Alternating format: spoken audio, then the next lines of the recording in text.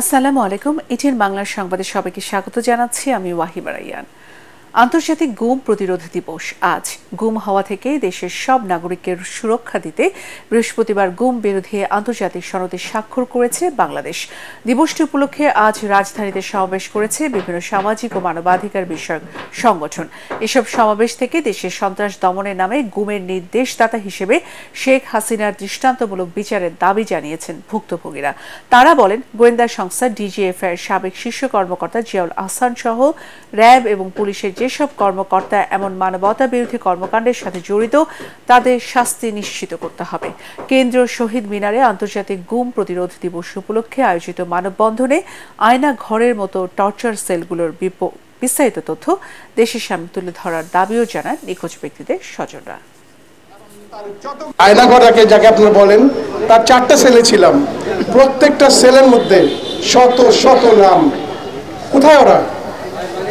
এই 700 জন 1500 জন নো, আমার সেলেই তো কয়েকশো জন ছিল। এরকম তো অনেকগুলো সেল ছিল। কোথায় তারা? কিনা আমার সাথে তো হিন্দিতে কথা বলেছে তারা। আপনি হিন্দি আতা হ্যাঁ?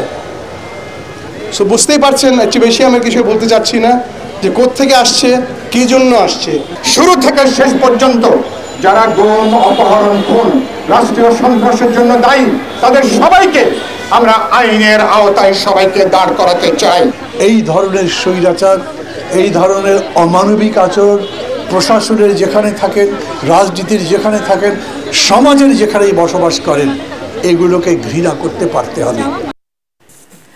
চট্টগ্রামে দুর্বৃত্তের গুলিতে 2 যুবক নিহত হয়েছে। নগরীর বায়েজিদ বোস্তামি থানায় অক্সিজেন কুয়াই সড়কের নাহার কমিউনিটি সেন্টার এলাকায় এই ঘটনা ঘটে। নিহতরা হলেন মাসুদ কায়সার ও মোহাম্মদ আনিস। পুলিশ জানায় ওই সড়ক দিয়ে হেঁটে যাচ্ছিলেন কায়সার ও আনিস। একটি মোটরসাইকেল থেকে তাদের লক্ষ্য করে গুলি চালায় দুর্বৃত্তরা। এতে ঘটনাস্থলে আনিস মারা যান। এই সময় কায়সারকে উদ্ধার করে হাসপাতালে নেওয়া হলে কর্তব্যরত চিকিৎসক তাকেও মৃত ঘোষণা করেন। নিহতরা আওয়ামী লীগ ও যুবলীগের রাজনীতির সাথে জড়িত ছিলেন বলে জানা গেছে। তবে কারা এই ঘটনা ঘটিয়েছে তাৎক্ষণিকভাবে তা জানাতে পারেনি পুলিশ।